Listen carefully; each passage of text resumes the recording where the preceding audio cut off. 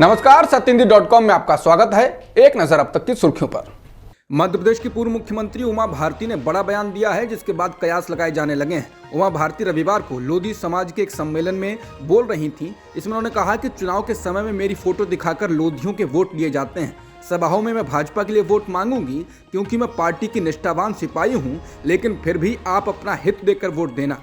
BJP के कद्दावर नेता ने कहा कि मैं अपनी पार्टी के मंच पर आऊंगी, लोगों का वोट भी मांगूंगी। मैं कभी नहीं कहती कि लोधियो तुम भाजपा को वोट करो, मैं तो सबको कहती हूं कि तुम भाजपा को वोट करो क्योंकि मैं तो पार्टी की निष्ठावान सिपाही हूं। मैं आपसे नहीं कहती कि आप पार्टी के निष्ठावान सिपाही रहो, आपको अपने हित देखने हैं। हम प्यार के बंधन में बंधे हैं, लेकिन राजनीति के बंधन से आप मेरी ओर से आज़ाद हैं। उन्होंने कहा कि मैं आऊँगी, उम्मीदवार के पक्ष में बोलूँगी, वोट मांगूंगी, लेकिन आपको उसी उम्मीदवार को वोट देना है जिसने आपका सम्मान रखा हो, जिसने आपको उचित स्थान दिया हो। उमा भारती के बयान के बाद भाजपा के मीडिया प्रभारी लोकेंद्र पाराशर ने प्रतिक्रिया दी। दैनिक भास्कर के मुताबिक पाराशर ने कहा, उमा भारती हमारी पार्टी का मजबूत स्तंभ हैं। उन्होंने किस भावना से ये बात कही, इसे समझना होगा। उमा जी हमारी ताकत हैं, उनके भाव को समझना चाहिए। सामाजिक दृष्टि से सोचे तो उमा भारती लोधी समाज की बहुत कद्दावर नेता हैं। वो भाजपा के नुकसान का कभी नहीं सोच सकती। वो ईश्वर से प्रार्थना करती हैं कि भाजपा फले फूले और देश का विकास हो। दैनिक भास्कर की रिपोर्ट के अनुसार उमा भारती ने लोधी समाज से यह भी कहा कि आपका वोट बहुत है। करीब 50 विधानसभा सीटें ऐसी हैं जिनमें से 27 में आप जिसको चाहो जिता सकते हो। यूपी में 70 सीटें हैं। राजस्थान, उत्तर प्रदेश और मध्य प्रदेश को जोड़ दिया जाए तो 30 से 40 लोकसभा सीटों पर लोधियों का आधिपत्य है। आपको फोटो दिखा दिया जाता है उमा भारती और उत्तर प्रदेश के पूर्व मुख्यमंत्री दिवंगत कल्याण सिंह का। वैसे मेरा फोटो कभी नहीं दिखाते, लेकिन चुनाव में जरूर दिखाया जाएगा। कल्याण सिंह का भी यही हाल है, उनकी फोटो भी चुनाव के समय दिखाई जाती है।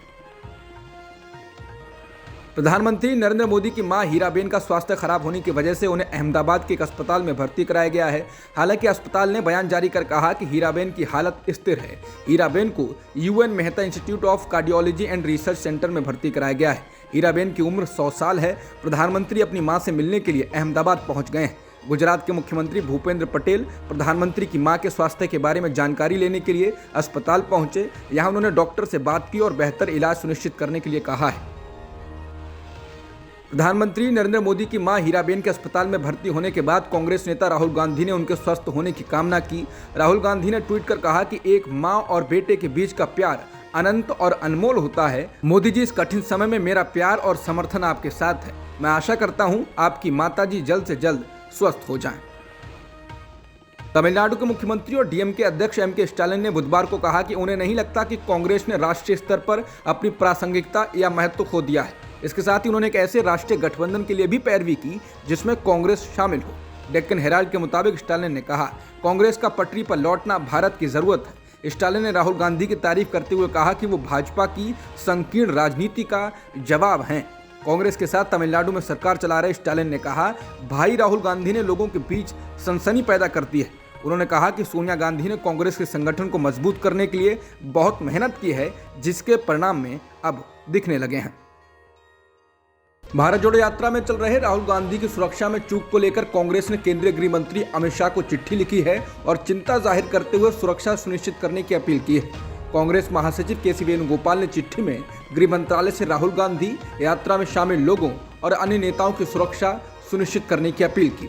चिट्ठी में कहा गया है कि 24 दिसंबर को जब भारत जोड़ो यात्रा दिल्ली में थी तो कई मौकों पर सुरक्षा में चूक हुई थी। दिल्ली पुलिस भीड़ को नियंत्रित करने में और राहुल गांधी के आसपास सुरक्षा घेरा बनाए रखने में असफल थी, जबकि राहुल गांधी को Z+ सुरक्षा दी गई है।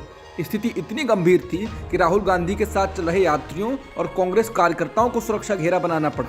चिट्ठी में कहा गया है कि यात्रा का अगला पड़ाव पंजाब और जम्मू कश्मीर जैसे संवेदनशील राज्य हैं, इसलिए राहुल गांधी की सुरक्षा सुनिश्चित की जाए। इसके अलावा चिट्ठी में भारत जोड़ो यात्रा में शामिल होने वाले लोगों को आईबी के द्वारा परेशान किए जाने का भी आरोप लगाया गया है।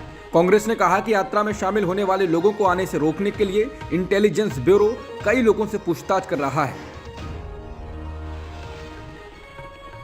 कांग्रेस पार्टी आज अपना 138वां स्थापना दिवस मना रही है। इस मौके पर कांग्रेस के राष्ट्रीय अध्यक्ष मल्लिकार्जुन खड़गे ने एआईसीसी मुख्यालय पहुंचकर झंडा फहराया और साथ ही कार्यकर्ताओं और पार्टी नेताओं को संबोधित किया। खड़गे ने कहा कि हमें कांग्रेस पार्टी को समावेशी बनाने के लिए युवाओं, महिलाओं, वंचित तबकों और बुद्धिजीवियों को हमारे साथ जोड़ना होगा। राहुल गांधी की भारत जोड़ो यात्रा से देश भर में करोड़ों कार्यकर्ताओं को संजीवनी मिली है। इस दौरान कांग्रेस की पूर्व अध्यक्ष सोनिया गांधी, कांग्रेस सांसद राहुल गांधी और कांग्रेस के कई वरिष्ठ नेता मौजूद थे। खड़गे ने आगे कहा कि आज भारत के मूल सिद्धांतों पर लगातार हमले हो रहे हैं। पूरे देश में नफरत का गड्ढा खोदा जा रहा है।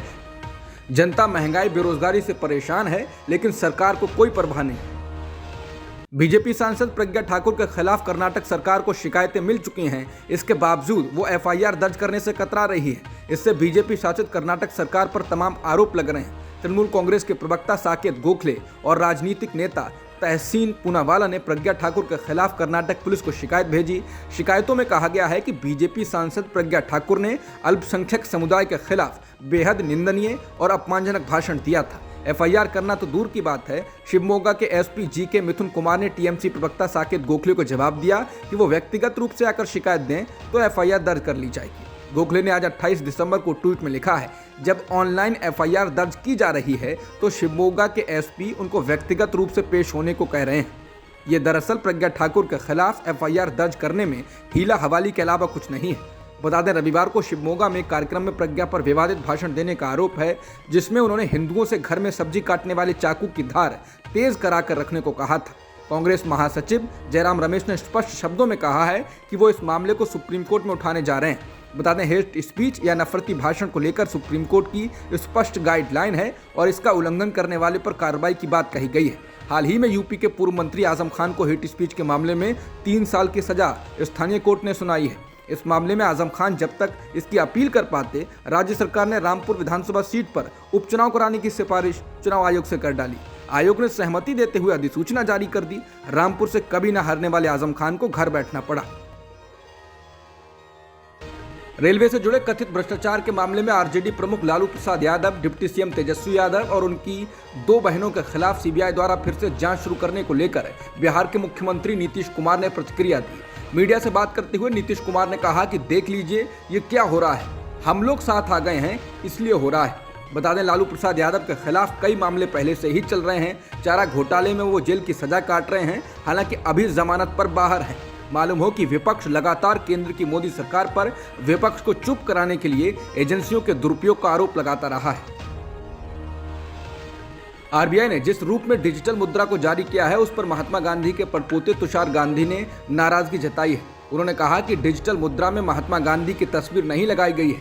बता दें, इस महीने की शुरुआत में आरबीआई ने 4 भारतीय शहरों मुंबई, नई दिल्ली, बेंगलुरु और भुवनेश्वर में डिजिटल रुपए के लिए पहली पायलट परियोजना शुरू की है। इसी को लेकर तुषार अरुण गांधी ने ट्विटर पर नाराजगी जताई और तंज कसते हुए लिखा, नई शुरू की गई डिजिटल मुद्रा पर बापू की छवि को शामिल नहीं करने के लिए आरबीआई और भारत सरकार को धन्यवाद। अब कृपया पेपर मनी से भी उनकी तस्वीर हटा दें। तुषार गांधी की नाराजगी तब आई है जब भारतीय रिजर्व बैंक यानी आरबीआई की डिजिटल मुद्रा का रिटेल पायलट प्रोजेक्ट 1 दिसंबर 2022 को शुरू हो गया है। आरबीआई की केंद्रीय बैंक डिजिटल मुद्रा यानी सीबीडीसी को ई-रुपया या डिजिटल रुपए के रूप में भी जाना जा रहा है। रूसी नेता और पुतिन के आलोचक बताए जाने वाले पावेल एंटप की ओडिशा के एक होटल में मौत को लेकर कांग्रेस नेता मनीष तिवारी ने सवाल उठाए। उन्होंने ट्वीट कर इसको अप्राकृतिक मौत बताया। मनीष तिवारी ने कहा, रूसी ओलिगार्क, युद्ध के आलोचक, असामान्य होटल, सुविधाजनक खिड़की, गिरना, मौत, 2 दिन पहले सहयोगी की मौत, वही होटल, दोनों का अंतिम संस्कार भारत में हुआ, ईसाई होने के बावजूद दफनाए नहीं गए, शव रूस नहीं भेजे गए। अगर ये अप्राकृतिक नहीं है तो मैं कभी लॉ स्कूल नहीं गया। बता दें, पावेल एंटप की बीते शनिवार ओडिशा के एक होटल में मौत हो गई थी। वो दोस्तों के साथ भारत आए हुए थे। हाल ही में उन्होंने कथित रूप से यूक्रेन पर रूस के हमले की आलोचना की थी। हालांकि कुछ समय बाद उन्होंने अपना बयान वापस ले लिया था। इससे 2 दिन पहले इसी होटल में उनके साथी व्लादिमीर बेदेनोव की मौत हो गई थी। पुलिस पावेल एंटप की मौत को आत्महत्या या दुर्घटनावश छत से गिरने का मामला बता रही है। हालांकि हर एंगल से जांच करने की बात भी कही जा रही है। अफगानिस्तान में तालिबान शासन के फैसलों का विरोध करने के लिए अकेली लड़की भी अब विरोध प्रदर्शन करने से घबरा नहीं रही है। 18 साल की मारवा नामक छात्रा की काबुल यूनिवर्सिटी के सामने अकेले खड़े होकर प्रदर्शन करने की फोटो विश्वव्यापी वायरल है। इसी क्रम में काबुल यूनिवर्सिटी के एक प्रोफेसर का वीडियो सामने आया है, जिसमें वो टीवी डिबेट के दौरान अपने ढेरों डिप्लोमा सर्टिफिकेट को फाड़ रहा है। बता दें, तालिबान शासकों ने 20 दिसंबर को एक तानाशाही फैसला जारी करते हुए कहा कि देश में अब लड़कियां उच्च शिक्षा की क्लास में यूनिवर्सिटी कॉलेज में नहीं जा सकती। छोटी क्लास की लड़कियों की शिक्षा पर कई महीने पहले ही प्रतिबंध लगा दिया गया था। तालिबान ने और भी महिला विरोधी फैसले लिए हैं जिनका अफगानी महिलाएं विरोध कर रही हैं। छात्रा मारवा अफगानिस्तान में विरोध का नया प्रतीक है। न्यूज़ एजेंसी AFP की खबर के मुताबिक मारवा ने कहा, मैंने अपने जीवन में पहली बार इतना गर्व, मजबूत और शक्तिशाली महसूस किया क्योंकि मैं उनके खिलाफ खड़ी थी। मैं उनसे वो अधिकार मांग रही थी जो अल्लाह ने हमें दिया है। अब तक की खबरों में इतना ही। बाकी खबरों के लिए बने रहिए सत्यहिंदी.com के साथ।